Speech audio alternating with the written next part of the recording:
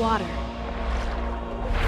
earth, fire, air. Long ago, the four nations lived together in harmony. Then, everything changed when the Fire Nation attacked. Only the Avatar, master of all four elements, could stop them. But when the world needed him most, he vanished. 100 years passed and my brother and I discovered the new Avatar, an airbender named Aang. Big night last night, stayed up till about 4. Did you really? Yeah. Just still playing with Hop? No. I jumped off and I was just chilling with the missus for a bit, and then she went to bed, so I was just chilling on my phone. Fucking hell. Yeah. I don't think I got to sleep till like 1:30, 2 o'clock, and then I woke up at 6. Fuck. I didn't feel like getting up. Fuck that. No, thanks. Went down to the markets, got some fresh fruit and veggies. Come home, had some feed. Went umpired cricket. Rained out. Oh, we played our game, but we finished in the rain and stuff like that. And when I went out to bat, it rained for a bit, and hit a big 6. I was pretty happy. Cool. Like 21 off 11 or 23 off 11 or something like that. Happy with himself. Yeah, this old mate's left-handed. He bowls pretty quick, and he's a gun. Like in the LMS realm, he's like the second best bowler in the world or something like that, or like at least Australia. And and he's been bowling real good. And the first one, he come around the wicket and stabbed it in at my feet. I just flicked it off my fucking pad, flicked it for 6. I was like, "Ooh, okay, I'll take that." Then a bit shorter, a bit slower. I stuck in the pitch because the pitch was so wet and sticky. It stuck, and I just hit like a single, and then old mate hit a single. I was like, all right. I was like, okay, go through paces. If it's there, it's there. Like, we're not trying to overthink the game. Just hit the ball that's there. That's all I was playing ball by ball. Just coming to the slot A, and I just cleared the front foot, went and just sent it. It just went so fucking high. And big 6. I was like, and like, I try not to show it, but then inside I was like, yeah, can't. That was a good one. Yeah. And like they recorded the game, so it's on Facebook sort of thing. You can go watch it, and there's like a little highlights on LMS, and you can see me hit a big 6. Yeah. Have you been watching the cricket scores at all recently? Nah. I even totally forgot that the fucking T20 was on at the moment, bro. Yeah, Maxwell just got out. Maxie's been got. Everyone gives shit about Maxie, but there's a reason why he's like Australia's leading run scorer and fucking all the T20s and stuff like that. He's a fucking gun, eh? Yeah. He's been killing it in the T20 recently. He's been playing so good. They must be playing on some pussy pitches though, right? I think There's some really low scoring affairs. Must be some fucking shocking pitches. But yeah, we were fucking 3-0 up in the series already. And Ben McDermott hit one good score, and he's looked shit ever since. Aaron Finch hit one good score, hasn't looked so great. Josh Inglis has been looking good. Maxi looking good. Stoyan's always been looking good. Daniel Sams is coming to his own. That opening with Ashton Agar, he went to shit and wasn't hitting many runs, but he's been bowling pretty good. I mean, we got at the moment, our T20 squad is pretty good, but I am looking forward to our first Pakistan test tour ever. I think it's ever. Is it ever? I think anytime we've ever gone over to play them, we've always played them in Dubai in UAE. Yeah, it could be. I feel like it's ever. It's the first time in like a really long time. Yeah. I know it's the first test tour of Pakistan from any nation in like 10 years or something. Okay, maybe that's what it is. But yeah, we're going over there. We're gonna tour there. I'm excited. I think I might do some late nights to give that a watch. Yeah. Or at least watch the highlights in like full. Yep. The KO mini series is pretty good. Today's episode sponsored by KO. Please sponsor us, KO. At work and just... No, I don't have that lecture anymore. Back to installing. Back to being a fucking tradie again and bust my ringer. That's all right. Yeah, it's all good. A lot of physical labor, but you get there, eh? Yeah, exactly. But I mean, been some good Shield games going at the moment, which is like the local league. Queensland's been hitting some runs, which is nice. There's a young fella here. He's a Brizzy product. I I want to say Turnbull, but maybe I'm wrong. Toombul. What did I say? Turnbull. Yeah, Sorry, you said Turnbull. Turnbull. Maybe it's Turnbull. not Turnbull. Sorry. I think they may have said Souths, but I could be wrong. But he's a local product that a few of the fellas I play cricket with know. So Yeah. it's pretty. He just hit a ton. His first ever innings for the Brisbane, like the Queensland Bulls, and he hit 100. That's pretty cool. Fuck yeah. It's awesome, actually. Shit, yeah, that's the way. Yeah, good shit. I hope he turns into a bit of a good product. Still can't believe Gurinder Sandhu got fucking 5 wickets. Spud. Yeah, no, I played some cricket today and hit big 6. So I was happy.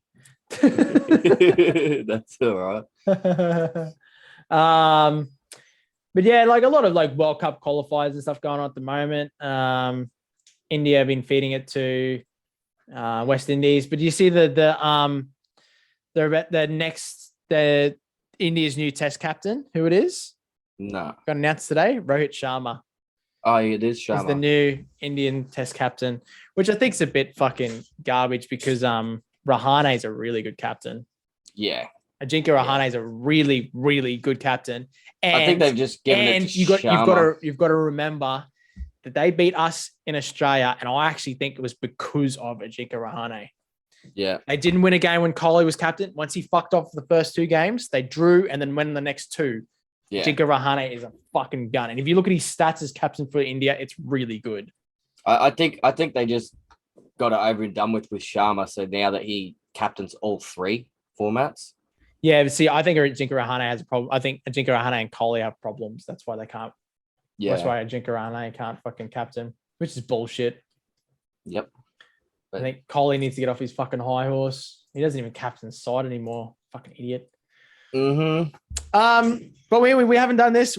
Welcome to the Beard and the Bird podcast, episode 15. Today we've talked a little bit of sport already. Magpie's I haven't looked at any of the scores. He's gonna give me a quick update on the NRL trial games. Then we'll talk a little bit about gaming. I've had a little bit of a break from gaming personally. I had like probably like 7 or 8 days off since the last time we recorded, essentially. But I played some Apex last night, which was just fun. With Magpie, of course. But yeah, and then today's topic is going to be Avatar: The Last Airbender. Yes. Which is just it's just a cartoon show that I fucking loved when I was younger, an early teen, I think is when it came out. I'd have been just a teenager probably. And then rediscovered it again when I was like 18, 19, 20. And then I've watched it on and off pretty much once a year or once every 2 years. I definitely watch the whole series again. So I fucking love it. It's such a cool concept and it's so well done. But we'll go into depth a little bit later about that. But I want you to tell me what's going on with the NRL, the trial games. Okay, so trial games started Friday night. Mm-hmm. Kicked off with Raiders versus the Roosters. Raiders going up 32-18. There's not really much big movement, just as it is trial matches at the moment. So yeah, is there anything to there's anything that stands out, like a trial match that probably didn't go the way it should have, or a couple of players that looked good, or Warriors Storm game didn't go the way that I would think that it would have. Well, Warriors tramp them, did they? Warriors beat them 30-18. That's pretty good. Mind you, it was Storm were 4 up at halftime. Yeah. But I mean, how strong was the fucking side they fielded? So both sides were full strength pretty much for the first half, and then the second half, Warriors stayed at a full strength team. Yep. So it was more just a hit out for the Warriors to get back into the conditioning for the first grade team. You know what I mean? Yeah. Reece Walsh, man, he looks good. Yeah, good. He's someone to look out for. He is looking really nice. It's only been one game, but he is looking really nice. Yeah, nice. Another one that was a bit of a I don't know, bit of a back and forward was the Titans Broncos trial match last night. Mm-hmm. Ended 26-all. Okay. was with the Broncos hitting out to an early lead with 5 minutes into the match, and then Titans come back and scored 2 unanswered tries. Yep. Broncos got another try. Titans come back, did another 2 unanswered tries. Yeah. Oh, 3 unanswered tries. Sorry, there was 3 unanswered tries, and then Broncos followed. They suit got with 3 a- unanswered tries. They got a lot to play for this year. Mhm. Both teams, both Both teams, Brisbane yeah. and fucking Titans. Titans Yeah. need to step up and actually look the goods for once. Yeah. And I think a player to look out for, like Broncos, you're always going to look out for when the season starts. Reynolds is going to be there. Capewell looks amazing. yep. He had an excellent game yesterday. He was probably one of their best players yesterday. Mhm. But then you've also got Billy Walters, Kevy's son. Yeah. He's not looking too bad, but I think Jake Turpin's found his spot at number 9. Yep. No, I like Jake Turpin. And Is Kevin Walters still their coach? Kevy Walters is still. They their won't make coach, the yeah. 8. They won't make the 8. Calling But it now. for the- Brisbane Broncos won't make the 8. I The only think way Titans Brisbane Broncos can ever go forward is the instant they sack Kevin Walters. I think he's the most overrated coach ever. Yeah. I think he's shocking. He's god awful. He can't seem to generate a good Culture? Yeah, they just don't. The Broncos just don't look like they have anything to play for. The fact that some of their biggest names are leaving and stuff like that. I mean, they managed to get Reynolds, but they probably only got Reynolds because of cash. Yeah. They had cash to spare because half their big players have fucked off. Yeah. You're like, if They I haven't had won. it my way, I would have tried to keep Pango Jr. as much as possible. Of course. But Him I mean- and Haas in the front row, man, they're fucking wrecking balls. Well, they lost for Feeder. They lost for Feeder to the Titans. He come and played, and he scored the most tries of a fucking front rower last year. Yeah, but who else? They lost another really big name as well, didn't they? Who's the center? No, he's still there, isn't he? Who's that? Who's that big center that Broncos have got? So there's someone, Katoni Staggs. He's Tony still there. Staggs, yeah. There was He's a someone to chan- look for. There was a chance they were going to lose him too. It's just Yeah. fuck me. They didn't get Reece Walsh. There's Mhm. something happening. At They the let Broncos. Reece Walsh go. Kevin Walters let him go. They let him go. They said it was the talent scouts, but it's essentially him, bro. He didn't like him. They let Walker go to the Roosters. Like Fuck. exactly right. How can Wayne Bennett go to any club and look really good and make it a good culture and bring through all these players and make it look like a superstar team when Broncos have on paper at times a superstar fucking team? I can't win a fucking game. Yeah. There's an issue there. Now, I think Titans, Cowboys have I the think same Titans will be issue, in but for at the same top time, I 8. think Cowboys are only just getting there. Cowboys might actually have a good year this year. We don't know. I think Yeah, boys. any of the Queensland teams that'll be fighting for the top 8 will be those 2 Queensland teams, Cowboys and Titans. I Simple don't as think that. they'll make. I don't think Broncos will make top. I think they'll have No, a shocker this year. No, but the Cowboys and Titans will be fighting it out for the top 8. Yeah, well, I really hope that Cowboys have gotten a lot of things right, and I can't think of his coach's name. Peyton. I hope Peyton's getting everything right. Yep. I Well- hope he's starting to. He's a really. If you talk about cricket, he's a really Justin Langer type of bloke. He's not afraid to just say, "You're playing shit, cunt, fuck off." Yeah, exactly right. Like how he Doesn't dropped fucking play Taumalolo favorites. because he played Doesn't shit. play favorites. Doesn't care about favorites. Yeah. People aren't going to like it, but it'll work. Uh-huh. And then he'll get a culture based around that. Yeah. And you got Chad Townsend coming to the Cowboys. Yeah, he'd be good. He'd be good. Yeah, Much as he- New South Wales flog. He's good for that 5/8 role. He's good to manage the game, you know. Oh, 100%. He's not a running 5/8, he's a managing 5/8, which will then free up your halfback to Who are you playing halfback, Townsend? Townsend will be playing halfback, yeah. Stinkwater will be in the halves. Yeah, drink water. Dearden's no good. He's shocking, bro. Dearden's no good. So I Sorry, found out into once I number 9. found out he had never hadn't won in 2 years. I was like, oh my god. Oh my god. Yep. Oh my god. But yeah, it's just trial matches, but it's good to get an insight on some of these young kids coming up through the ranks playing. As I said, keep an eye out for Reece Walsh this year. Yeah. There's another one, Fafita's brother, David Fafita's brother. So, what's his name? Sosefo Fafita. Yep. Keep an eye out. I think he's his brother or he's his cousin. Yep. Keep an eye out for him, or he's otherwise known as Jojo or JJ. Yep. And then Big Tino's brother, Tino Fasua Awi, his brother is signed to the Titans as well. He played really well last night as well. Okay, cool. Oh, So we got forward to it. some good Queenslanders coming through, which is. But I excellent. mean, it's still cricket season, so fuck the footy. Anyway, I'm getting pumped. You been playing many video games this week, Big Horse? Oh, bro, I've been playing Apex, Path of Exile, and going to be playing some Formula One tonight. And then Star Wars tomorrow. Yeah. Fucking Formula One. If the missus allows it, it's her birthday. She doesn't mind playing video games, but if she wants to play video games, we'll play video games. Yeah.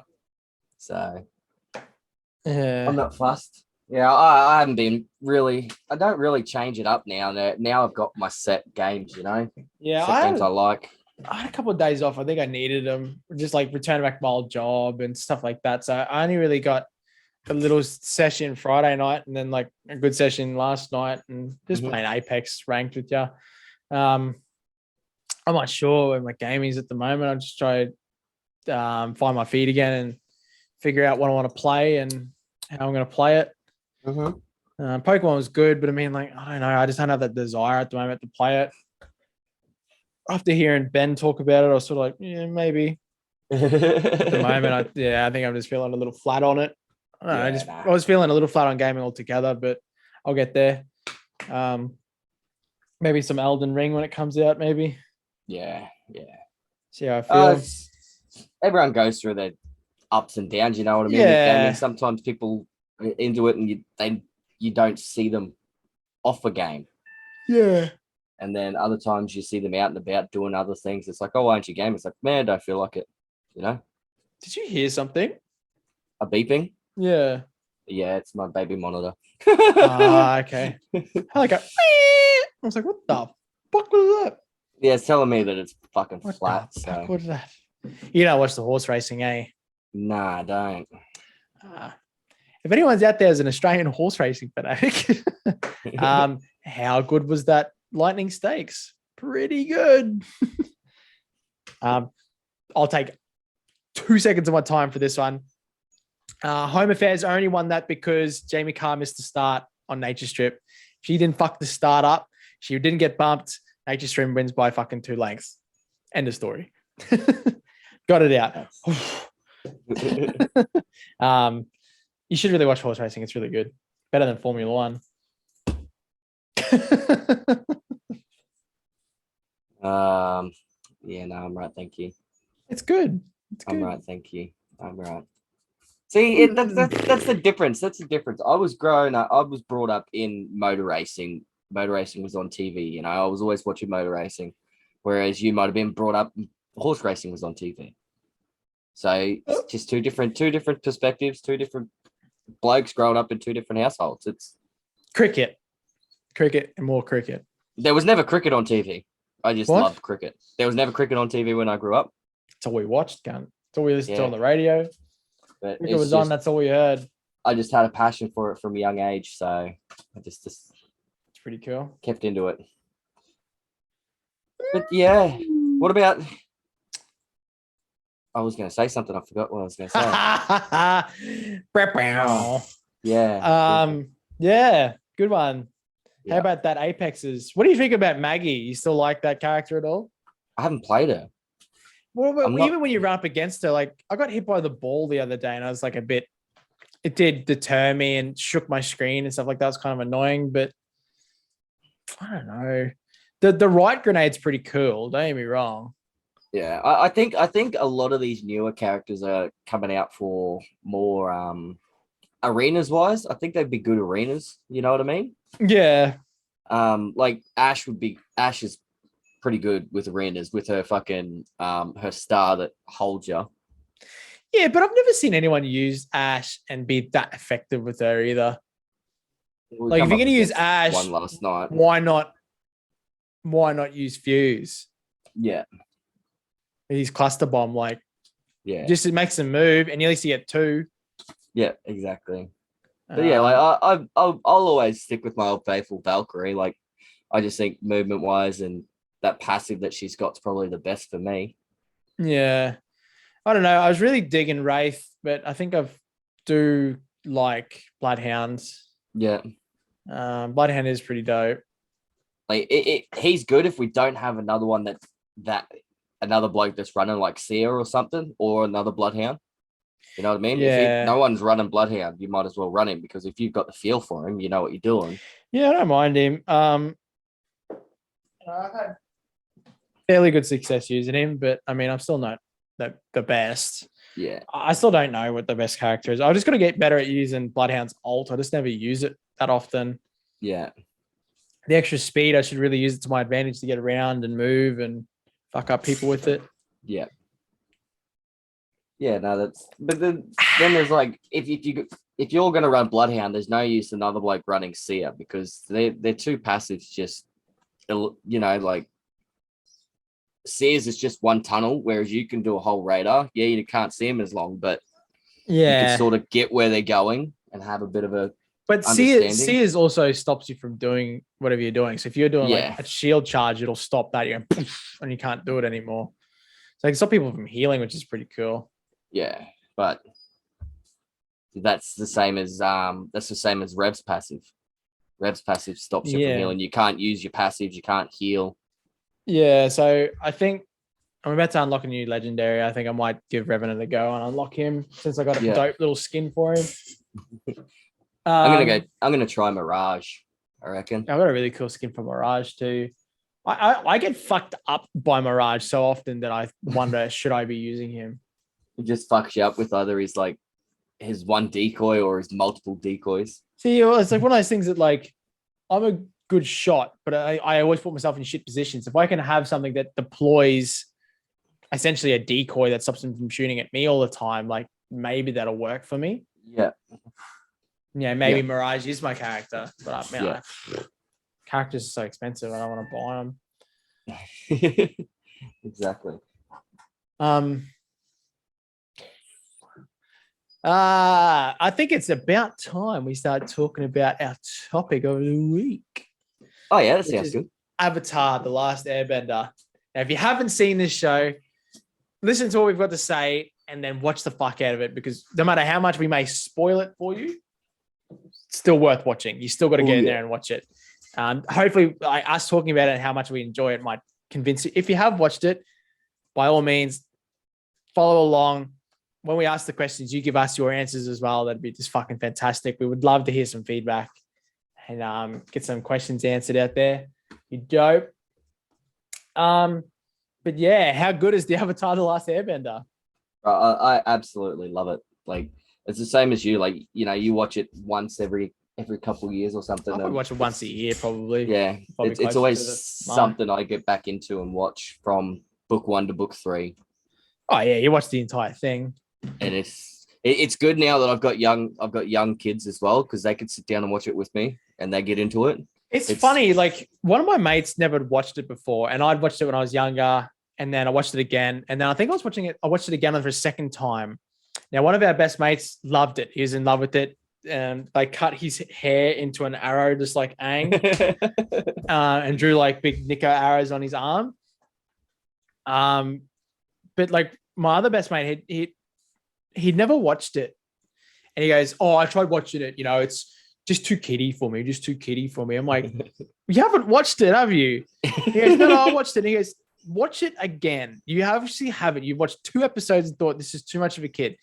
The first 2 I understand episodes. that Aang is young and the characters are young, but like, trust me, once you get past the fact that they're young, those first couple episodes, they do pretend to be young. That's the whole point. They're young, and then they become quite old and quite mature really fucking quickly and turn into the fucking Avatar.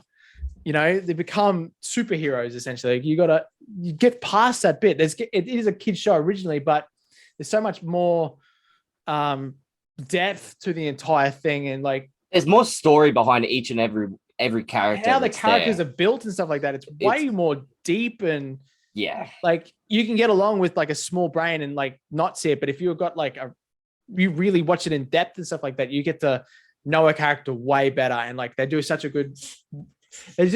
what they do really good is they can tell stories about the character without wasting too many episodes on it, sort of thing. Like they can make a character's profile really quickly and make it really in depth without having to try too hard. And they don't worry about making too many characters either.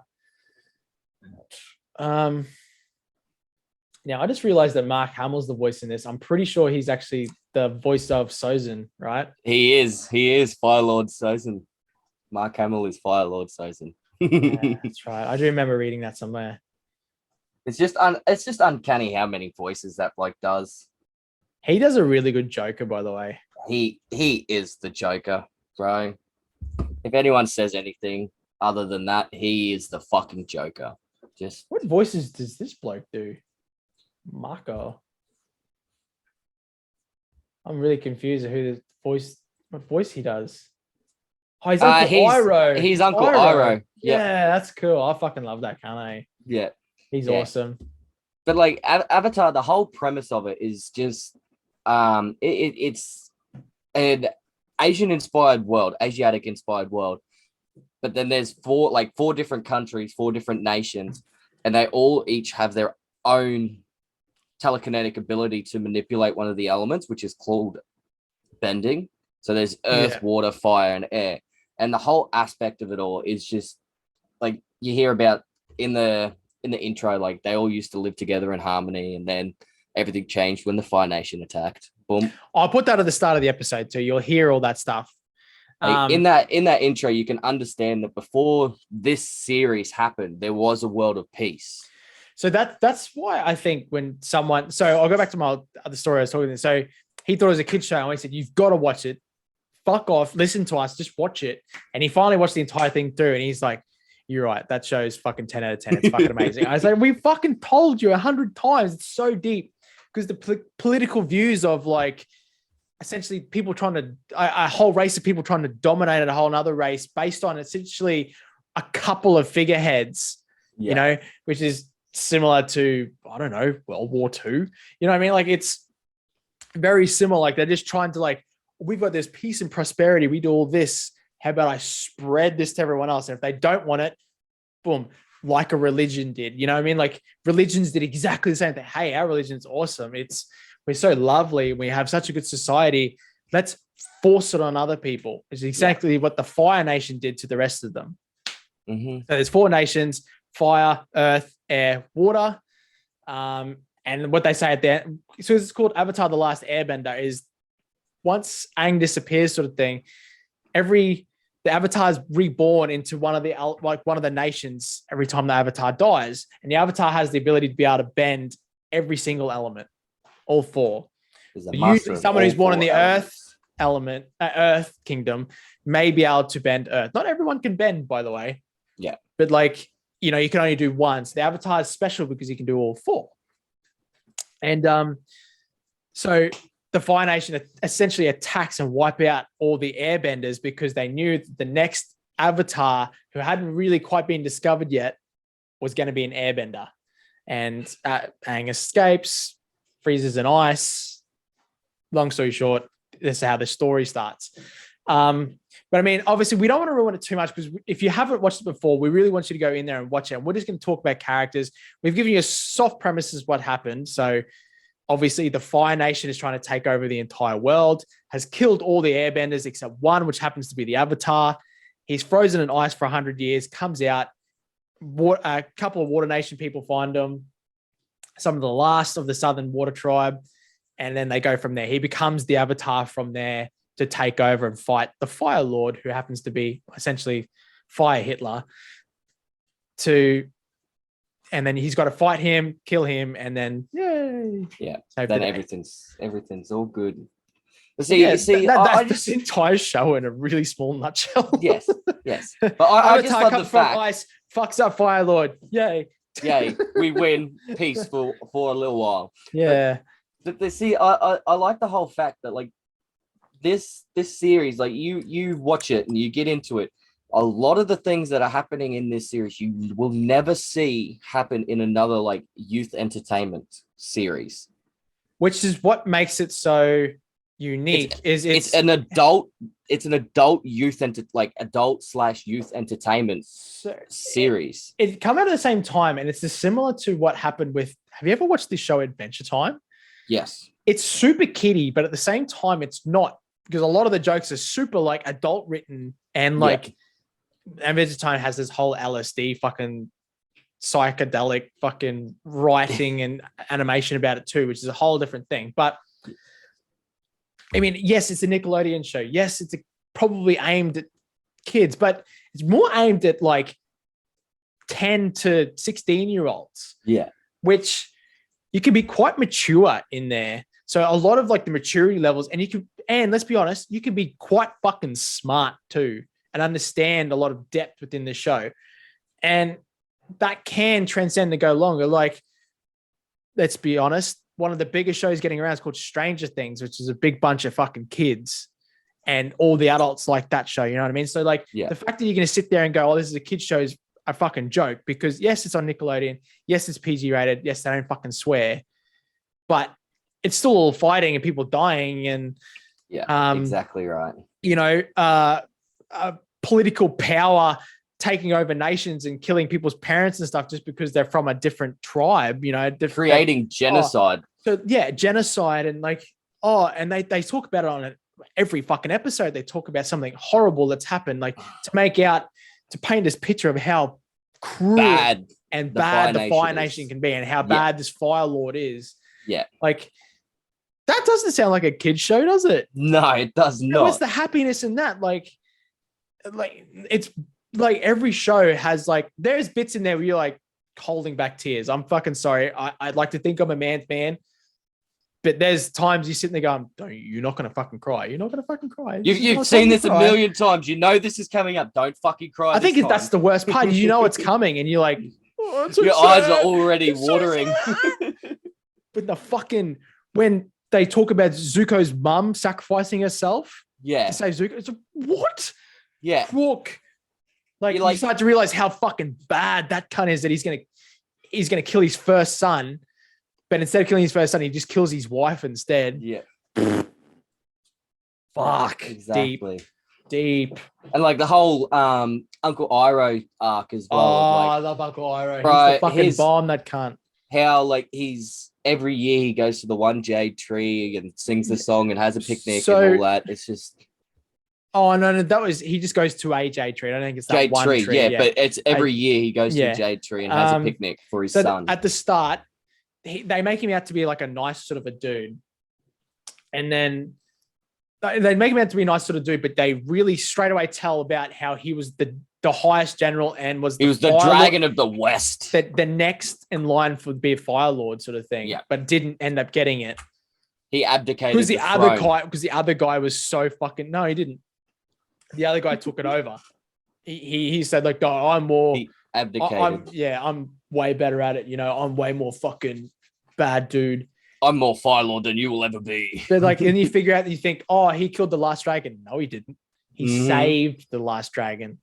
Like shit like that. Like you just find out that this guy, and he's like the grandmaster of this secret elite service called the White Lotus. The White Lotus. The whole time he just wants to drink tea. Which, if you think of it as like an Australian, be like the whole time he just wants to drink beer. Come have a beer with me. Have a beer with me. Oh, this beer's really good. Tea. Oh, this, yeah. I can't do his voice. But he's like the one bit there. This is either the most rarest, most delicious tea in the world, or it's the most dangerous tea. It will kill me. Very sick. And then like the next scene flicks around, and he's scratching this big rash. He goes, "It was the wrong tea. It was the wrong tea." It's got such good slapstick humor in there too. Like I'm not a fan of slapstick humor. If it's something set up and it's like a slap to the face or they do something, I'm like, that's lame. They do such a good job with slapstick humor in that show that fucking cracks me up. Soccer cracks me up. The half the shit that happens soccer because they just keep doing it. Yeah, they don't miss a trick. It could be like the most intense scene where they're like fucking everything up, and then like one little bit of mud will fuck off and hit soccer in the head, like just for a split second that'll happen, and then keep going back to being serious. It's like, well done, Paid Yeah. me. Oh, well done. Didn't see that one coming. My cabbages. Good old cabbage man. I fucking love that, can't I? No, Melon my Lord. cabbages. The That melon big lord. fucking platypus bear thing's like, you know? Ow. That's one funny thing about Avatar. Every single animal is a cross between 2 or Yes. 3. So, and then the Earth King has a bear and like lion bear, Yep. owl bear. Like you're going through all these different types of bears. It's like, no, just a bear. His bunny. Weird. His bunny. Flopsy. Flopsy. Flopsy. Good old Flopsy. Such a good show. It's so well written. So well written how they go. You can see the problems with Aang going through how like he's grown up a monk. Essentially, he's a Buddhist monk. Because if you actually look at the 4 nations, they're actually all essentially 4 different religions. Yeah. Is the best way to describe it, really. And like the air nomads were all monks, Buddhist monks. Like all life sacred. You don't kill. Really like passive people, like really and funny, loving people, sort of thing. And like they don't enter wars. They the water people are more like Inuits. / like Native Americans sort of thing, like Native, well, what do you call them? American Indians or whatever. American Indians, yeah. Oh, I see. Native Americans. We'll just say Native Americans. Inuits. Inuits, Native Eskimos. Americans.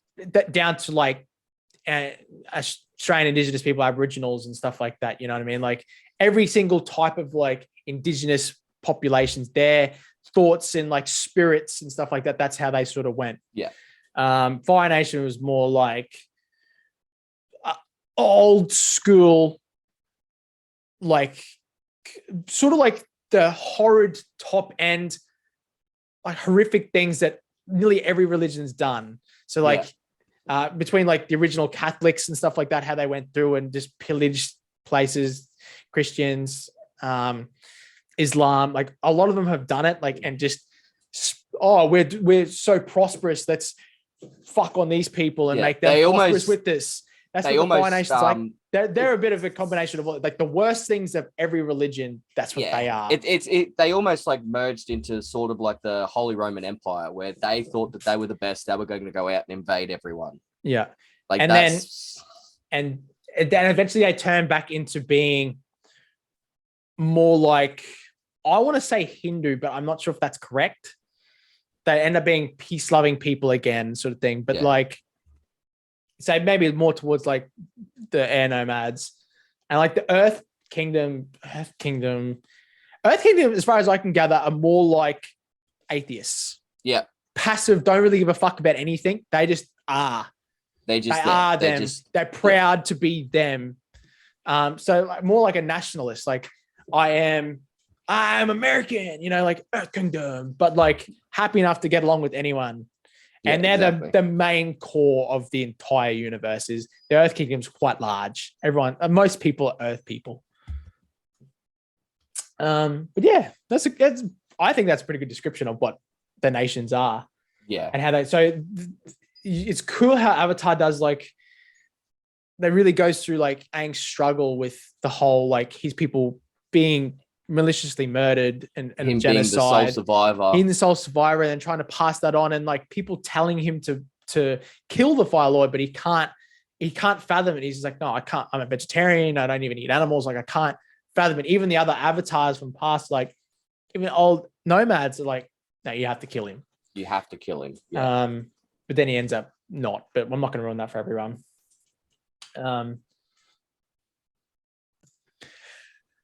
Sorry, we lost my train of thought for a second there. We just had to pause and go out for a second, but we're back. Probably didn't even notice it, but I noticed it. Magpie noticed it. But yeah, it's cool how like you see that progress of Aang and like how he got to grips with himself on the mental side of it. And I think that's another cool part of Avatar. Is it's one of the few shows that really go into like the anxieties and hurt and depression, and they call it honor, but it's not really honor. It's more like believing in yourself and what you are inside more than anything else. And that's cool. That's so deep, and it goes a long way. But like I said, heaps of slapstick and funny humor all the whole way through. It's deep, but it's funny at the same time. As I said, the crying but part. See, like it's every single character, every single main character has that type of growth in them as well in the series, which is good. And it's not like it's a one episode they're a little child, the next episode they're this fucking world saver. No, this whole series is them starting as a child, and working its way to save the world. Yeah, it's going through all those trials and tribulations. So instead of going to every character, what I would like to do is actually do a little quick top 5 characters, and we'll just talk about that character and why we think that character is so special. And if our characters link up, we'll just say refer to the last one, sort of thing. We won't yap on too much about it all. Yeah. So top 5 characters. Number 5. Number 5, Toph. Oh. Fong. Sorry, let's go again. Number 5. It froze so hard. You went, yeah, it froze. You were just sitting there like, what? Number 5. What'd you say? Toph Beifong. Yeah, Toph. Like, I just love the fact that she come from this rich family. She was always mollycoddled as a child growing up. She knew she was from a rich family, but she wanted to do more. Yeah, she didn't want to be the head of the Beifong family and have all this wealth and everything behind her. She wanted to become her own person, and she went out and decided to do that behind her parents' back without them knowing. Then led up to meeting the Avatar gang and joining them and actually progressing her bending more as well, because she started as an Earthbender, mind you. And then she was the first ever metal bender. Yeah. And like for her to advance her bending to another, not an element, but like a refined element of Earth. Yeah. It's just totally... I love it. I love it. I love Toph. She's a little higher for me, so we can talk a little bit more about it then as well. Yeah. My number 5 is going to be Zuko. Yeah. Now he goes through so much like downfall and then upfall. Like you can see, like he's been banished and he has that internal struggle within him, and the fact he becomes good in the end through the influence of his Uncle Iro, like it becomes who he's meant to be, which is more his mother who ends up sacrificing himself. Like he would sacrifice himself. Like he ended up getting banished because he spoke out about them sending in essentially cannon fodder. They were going to send in an army just to literally die. Yeah. And he didn't like it. Like that's how much he liked the Fire Nation. And like once his story starts to find out that like everyone just thinks he's a spoilt prince who's been banished and he's a wanker. And then once everyone starts to find that actually this guy has every single one of our Fire Nation people's hearts at best interest. Like that's his best interest is saving everyone. Is like, well, okay, you know what? He's actually a fucking good dude. And that's why I like him. And he's so determined. He's so fucking determined. It's hard to go away from that determination that cunt's got. Yeah. He's higher up for me. So yeah, that's cool. That's cool. Number 4. Number 4 would have to be Sokka. Like I just can't get over him. He is the token non-bender of the group. That's his big part, is the fact that he isn't a bender. And he can see it. He's supposed to be, this warrior and everything, and all these plans that he has and shit all go to shit. Some of them are really well thought out plans, but they just go to shit. Yeah. And he's the last warrior male in the tribe, and I'm trying to be the head of the tribe and all that. Yeah. So he's just being a warrior, and like the way he progresses into like, you will have these amazing bending abilities because he's with like the fucking. He's got a boomerang. One of the best. His boomerang jokes are so fucking good. That's so on point. He is the comedic relief of that group. And he's so good. And then like he ends up getting taught sword. Like he ends up becoming a master swordsman, and he gets taught by the best swordsman in the whole world, who happens to be a Fire Nation bloke.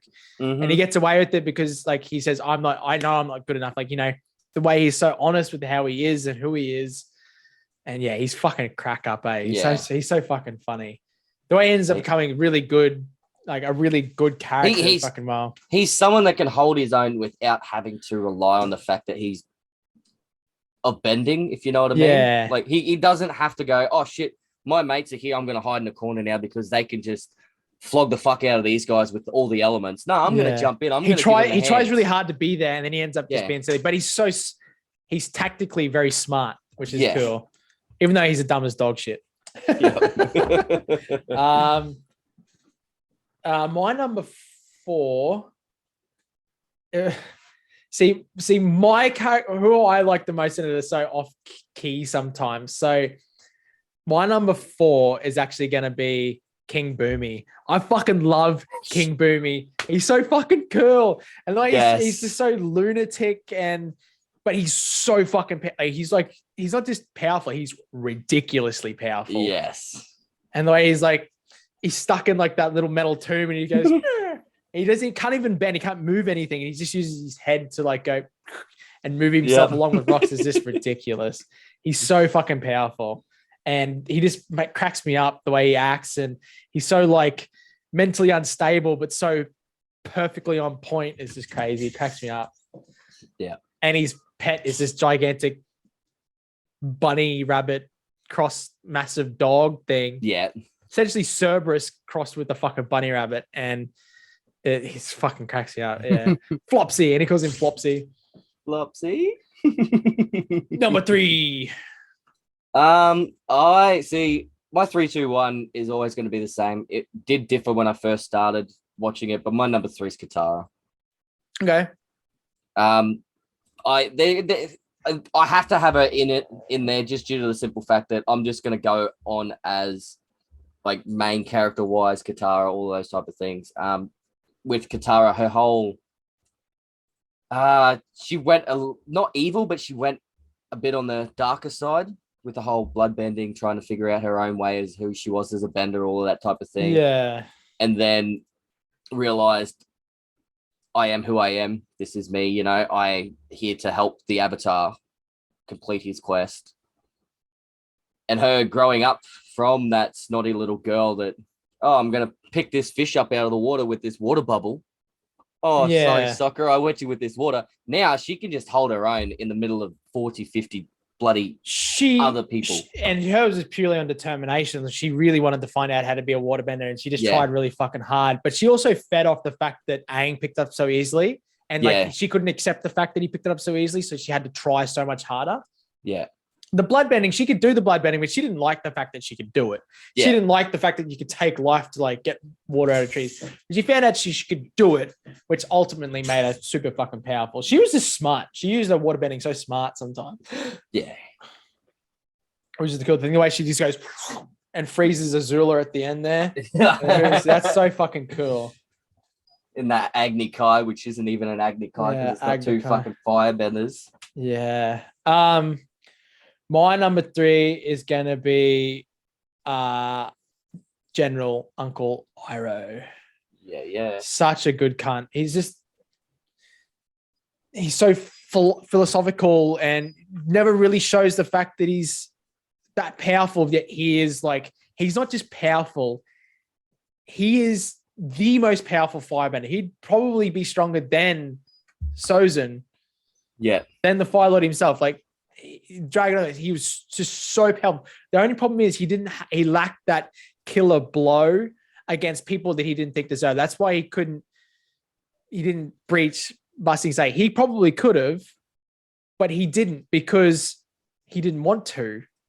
Let's be honest. He didn't want to kill people that probably didn't deserve it. He was just doing it because he thought that's what he had to do, but he sort of knew that he didn't have to. And he ended up being the Grandmaster of the White Lotus and the leader of all like this really peaceful resistance, that like the order of the world, and saved the dragons, and the dragons accepted him. And when he like gets locked up and he pretends to be crazy, meanwhile he's just like doing massive sit-ups and just fucks everything up. What a man. What a man. And the way he like molds Zuko to become like the best. That's the bit that nearly breaks me every fucking time. Is when Zuko upsets Iro by going back to the Fire Nation, and then he like betrays the Fire Nation to go help Aang and stuff like that, and like tells off the Fire Lord. And then when they meet up again at the White Lotus camp, and Uncle Iro just turns around and he hugs him crying and stuff like that. Hugs him like a dad. It's just like like hugs him like a dad. Like, don't cry, cunt. yeah. You know, that's that's why I like him. He's so good. Number 2. Number 2 is Aang. Oh, Avatar Aang. It is Avatar Aang. Just sorry, on a second quick little side note, the fact Yeah. that he's number 2 and he's the main character, and I haven't seen him yet either or anything like that. Just know that he's not even in my top 5. Yeah. Goes to show the depth and perfectly balanced characters that this show has. Yeah. Make this show so good. Don't get me wrong, Aang's awesome, and that's why he's his number 2. Continue. Yeah. Like I just love the fact that as you've already alluded to before, like him growing up, becoming one of like being himself, determining, finding out who he is as a person, who he is going to be as an avatar. Yeah. Is something that is a bit, deep within people. Finding out that he's not just the master of the elements, he is the bridge between the spirit world as well, and he can help people. And there's no one to tell him how to do it. And he's sort of winging it the whole time. And there's no grand masters that are showing him how to do all this type of thing. And it's for the most part, he's super positive about everything because of the way he's brought up as an airbender. But then he does lose his way a bit before the eclipse sort of thing. And he just needed that. What was it? What changed him there? He ended up getting that good sleep, but something changed him. Something broke through his mind. That's like, oh no, I can do this. Was it like a spirit world thing? Wasn't he talking to Roku? Maybe he talked to Roku. Maybe that's what it was. Yeah. Wasn't it when he spoke to Roku and he did turn around to Roku and said, I am not strong enough for this. I can't do this. And Roku said, you've got till the comet. You can do it. I believe in you. Yeah. So, and that just means that not just the previous avatar, but all the other avatars before him believe in Aang. Yeah. And I think that's what helped him. Yeah, when he got there in the end, he was fucking, he the man.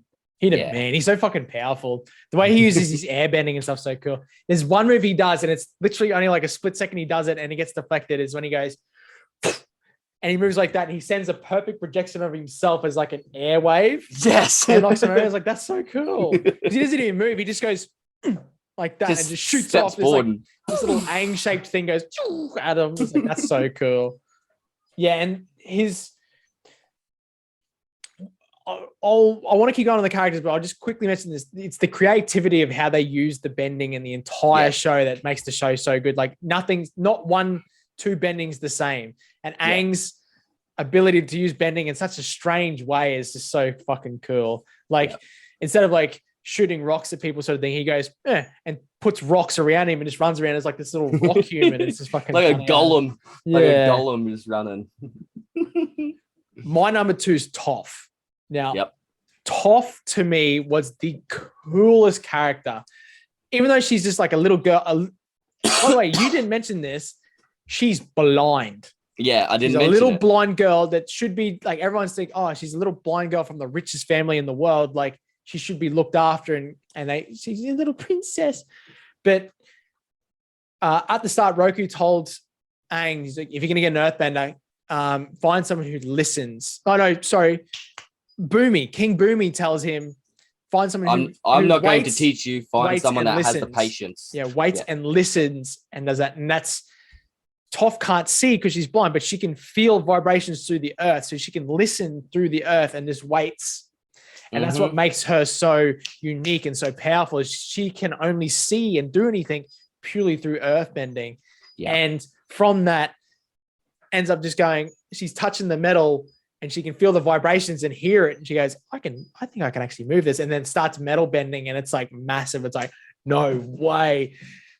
Someone can metal bend, and she just starts fucking shit up. And to Sokka does that one moment, she puts all the metal around herself and starts beating people up.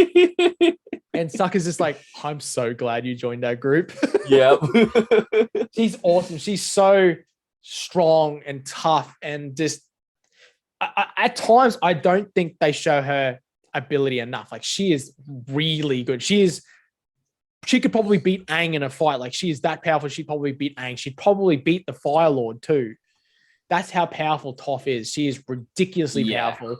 And I don't think they show that enough. They make Katara to be really powerful, and Aang's obviously the Avatar, but Toph by herself, the fact that she can bend metal, and she's ridiculously powerful.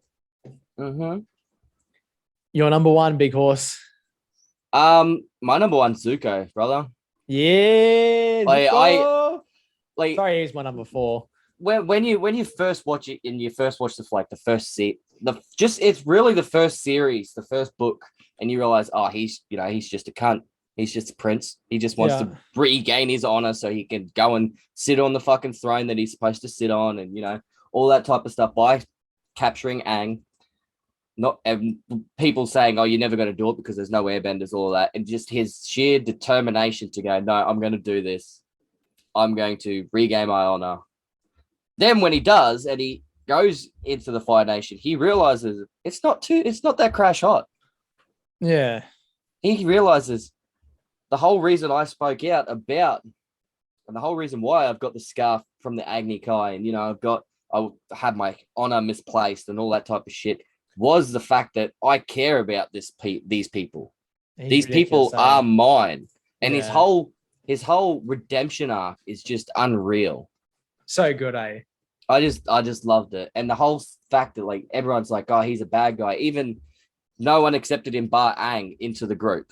Yeah, and then even Aang was a little bit sus on it. It was more Toph more than anyone. Yeah, and like because Toph met Iro.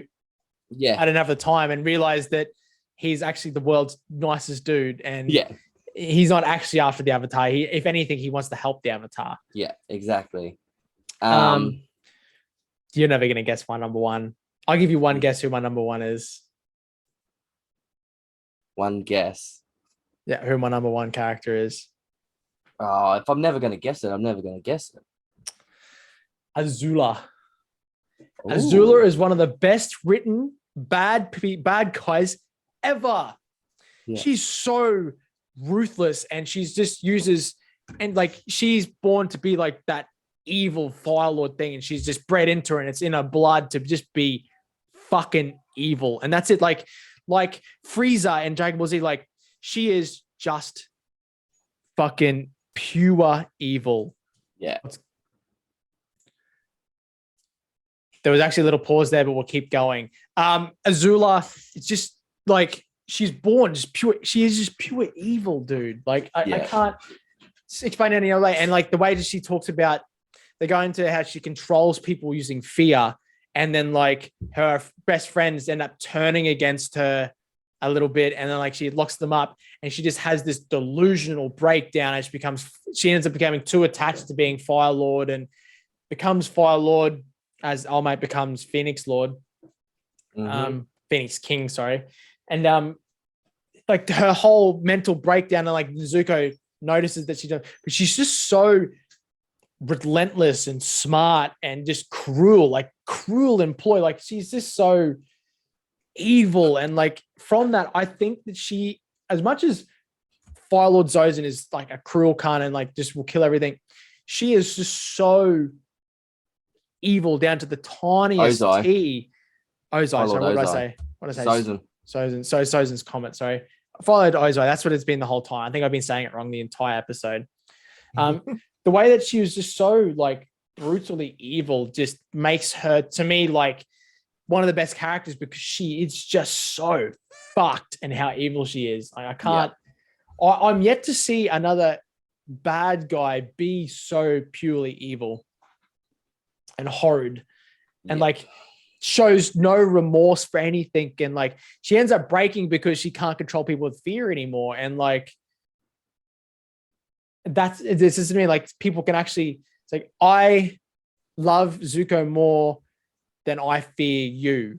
And she goes, you should have feared me more. And then like her other friend steps in, like Ty Lee ended up going in and saves May, sort of thing. It's like, oh my God. And she realized that like they don't fear her as much as she thought. And then she can't control them anymore using fear.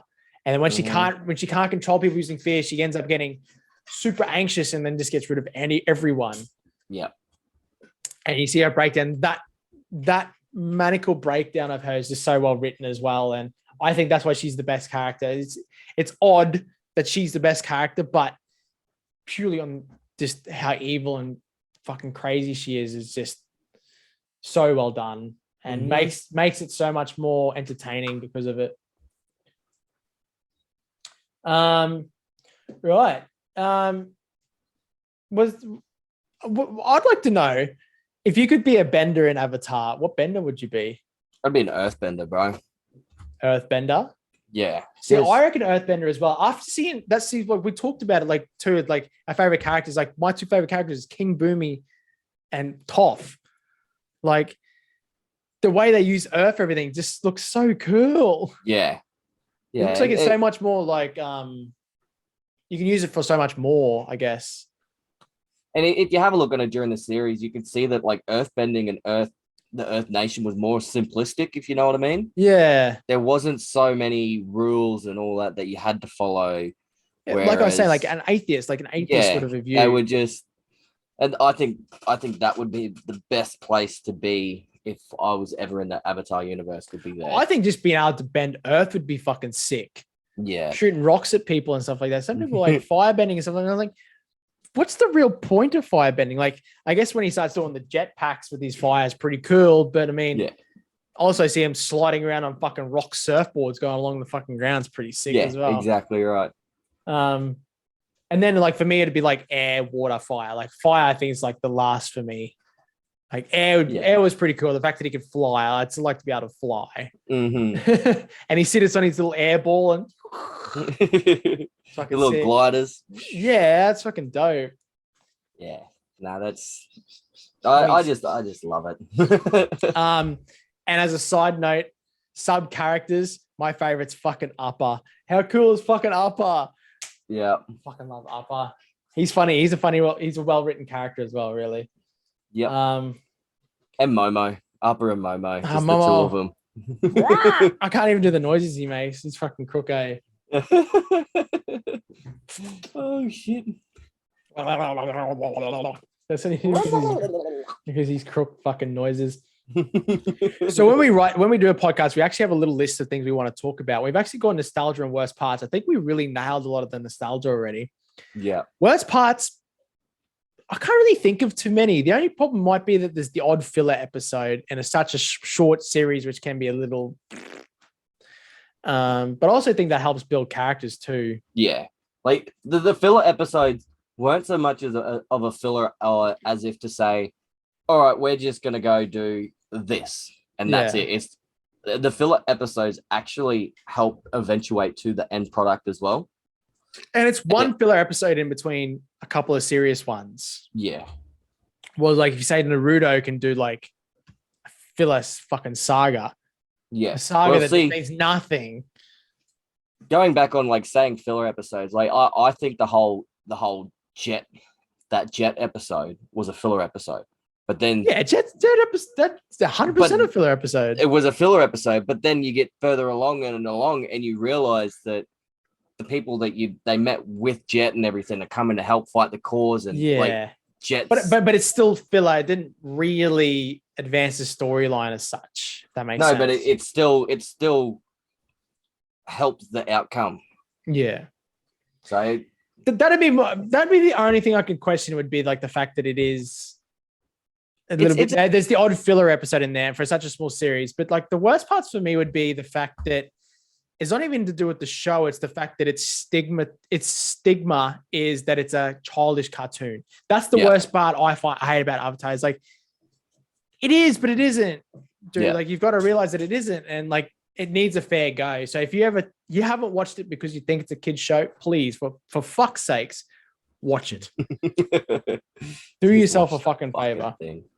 Yeah. Okay, we have done top 5 characters. So we're going to do a quick top 5 moments and then we'll probably wrap up the episode there. So I want the top 5 moments that like either like emotional or cool or funny from the show. Yep. We'll go number 5. Do you want me to do it this time? You can start. Okay. I don't know. Maybe you go first. No, you start. Number five. Number five for me would be I'm trying to think See of how how to hard say it it. is? No, I'm trying to think of how to say it properly.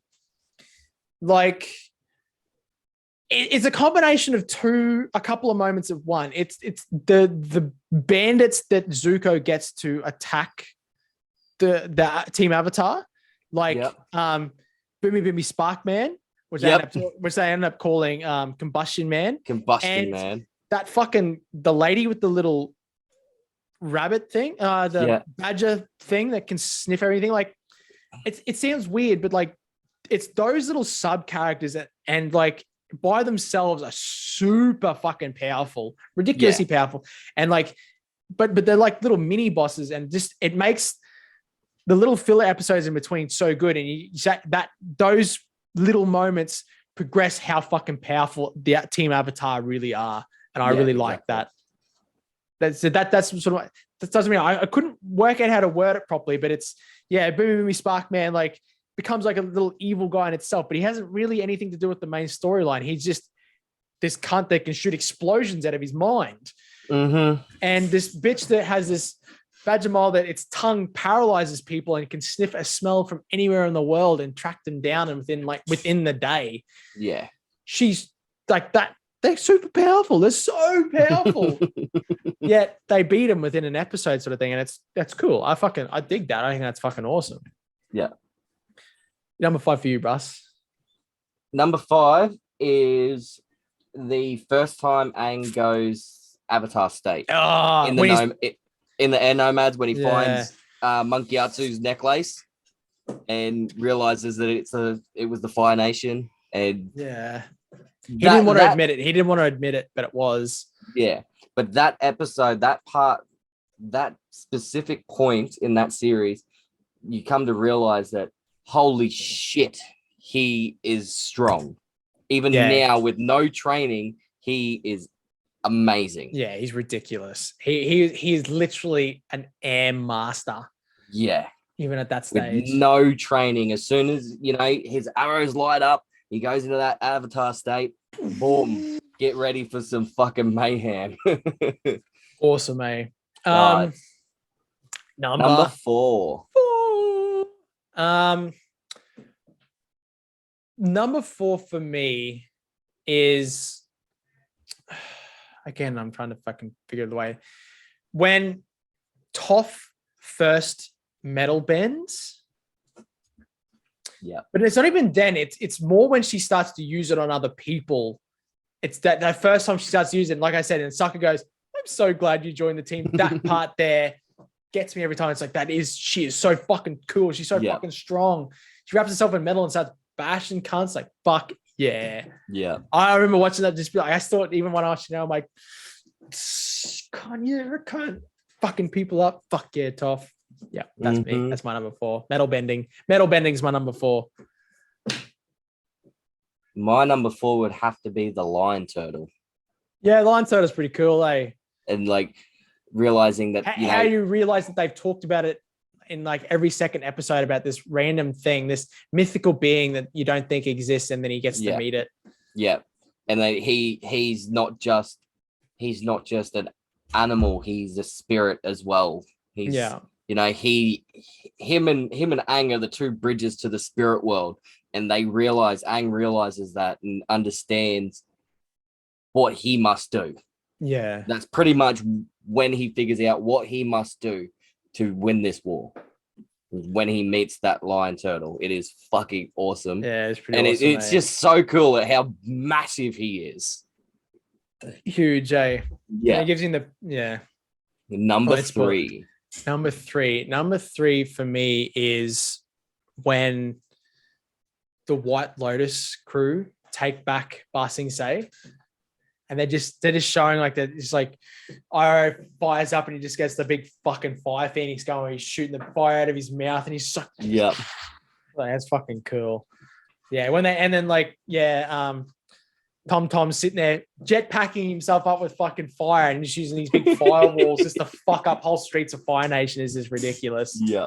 Boomy just... What was his name? John. Sorry, John. John. Yeah, John. John. Yeah, And then Boomy just coming through fucking people up. That's tough. that's my number 3 as well. I was gonna say the Siege of Ba Sing Se. Yeah, the final siege of Ba Sing Se by the White Yeah. Lotus crew. Yeah, fuck Yeah. yeah. It That's is awesome. unreal. Number 2. Number 2. There's so many good parts. Like, this is the problem with it. There's so many good moments, and putting him down to a couple of moments is so fucking hard. I know what my number 1 is already because it's so different. And I mean, it's also very fucking cliche. But now I've lost what I was going to say for number 2. My number 2 is, I want to say, the whole redemption arc of Zuko. Like, you talked about it as well, you see number 2, like literally that episode where he goes there and it nearly makes you cry. How they just come back together, him and Uncle Iro, like come back together, and how they're just like together as one. They formed a father-son relationship without knowing it. Yeah, but I want to say that, but what it's that crossed with Zuko's, like I said, Zuko's redemption into how that last Agni-Kai against Azula. Yeah. Like, you want to say that all the other fights are good, but they do that animation and everything so well, and like the red versus blue and how he like directs her lightning. Directs the lightning away. He goes to direct the lightning after like going to hit Katara, and he just like absorbs it in, sort of thing. Yeah. It's just Zuko's redemption arc, that entire arc between him getting back to Uncle Iro and then defeating Azula is just so good. To me, that's it's like a 2-episode moment where it's just like fucking wholesome as fuck. Yeah. My number 2 would have to be the Siege of the Fire Nation. During the eclipse. During the eclipse. It's pretty cool. That's a cool episode. Yeah. They thought, they like, all right, they're not going to have any powers. We can get it all done. They were ready for you. Unfortunately, they were ready. They realized when they were getting into it, shit, we stuffed up. Let's fall back. But it also shows how powerful their benders and stuff like that. It's like a full Fire Nation fortress sort of thing. And like, oh my God, the vines just fucking shit up, and they make the submarines and stuff like that, and they're just blowing up pillboxes. Like, yeah, that's pretty cool. You guys say how Katara, you get to see how powerful Katara is. Katara is, yeah, exactly right. And Toph by that way too. Mm-hmm. Number one. I don't know if yours is going to be the same. Yours might be different. For me, is Aang had this eternal battle with trying not to kill people, then wins by taking away his fucking power, cunt. You bastard, that's mine. Like, how cool? Like, it's just, and it does like the, and like they're stuck into the thing, and then like the moment when he goes, ooh, and like they all go blue, and it just takes away his fucking power. Pretty cool. Oh, that is my number 1. That wasn't how I expected it to go down. I thought it was going to be that he ends up taking the lightning and shooting it off. They had that moment to shoot him, but I thought it was going to be that he's going to be in Avatar state, and he wasn't going to realize he was going to kill it, and then the whole thing would be him sitting around a dead Fire Lord and him regretting it. Yeah.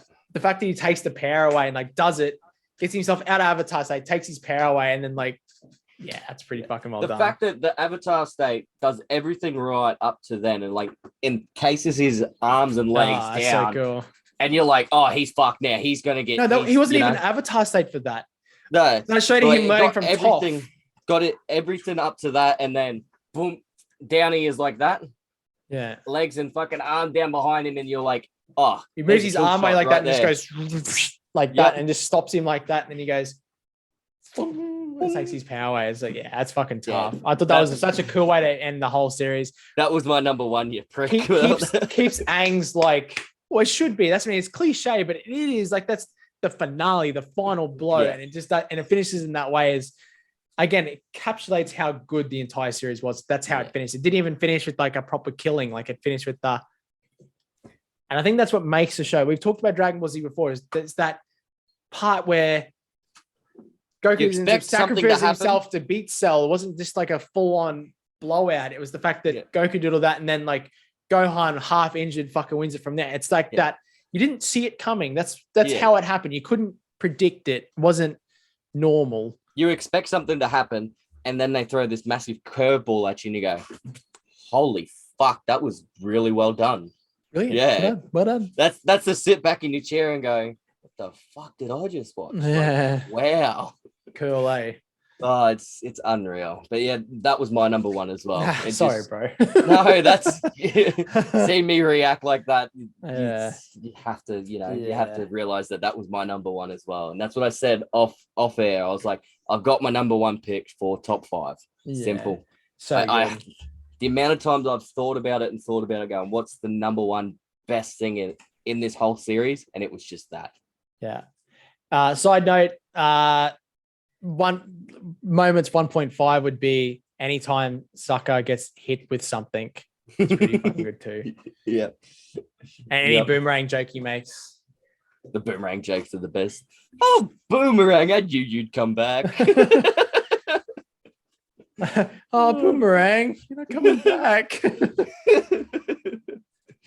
Oh, my boomerang! Oh, when he loses his sword, he's like, "Oh no, my space sword."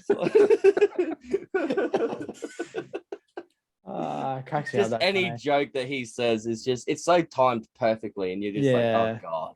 Yeah. Like, yeah, it's slapstick, and it's just like, oh, it's run of the mill jokes, but it's just timed so perfect. It's just like, Yeah. Some of it's like you can see it coming, but at the same time, it's still good anyway. yeah, exactly. All right. Thank you so much for listening to the Beard and the Bird podcast, episode 15. As you can see, we're slightly getting better at it. Maybe. Last episode was a banger. If you didn't listen to it, last episode we did Super Mario. We had a guest. It was super banging. Next week, we're going to have a guest again, I'm pretty sure. And we're not going to give it away. It's going to be a fun little episode next week. We're going to go back. It's going to be gaming. We're going to go back to gaming again, sort of thing. So we've sort of gone like movie gaming. So we got a little bit of a fucking theme going, but next week we'll be gaming again. Well, we're going to have a special guest, which is going to be very much fun. I hope we have the special guest. I hope I'm not lying here. I'm pretty sure we have a special guest next week. I'm pretty sure we've got one. Oh no. I'm pretty sure we've got one. If we can't get something, our original special guest, we'll get another special guest in. We'll get a special guest in next week. Yeah. We're going to try to do a special guest every second week if we can. Yeah. But thank you so much for listening. Please let me know your favorite Avatar character. Please let Magpie know your favorite Avatar moment. yes. Let us both know all of it together if you'd like. Why is that your favorite character? Why is that your favorite moment? Please let us know, because we fucking love the series and we'd love to hear some feedback. We'd love to have a chat with you. The few comments we've gotten is great. We get to have a massive yak about it as well off the podcast. So it's so much fun and we fucking really enjoy it. Any topic ideas, please let us know. Yep. Sounds good. Thank you so much. Have a brilliant day. Fucking chew. Cheer to the chair. Leaves from the vine, falling so slow, like fragile tiny shells drifting in the foam. Little soldier boy, come marching home. Brave soldier boy comes marching home.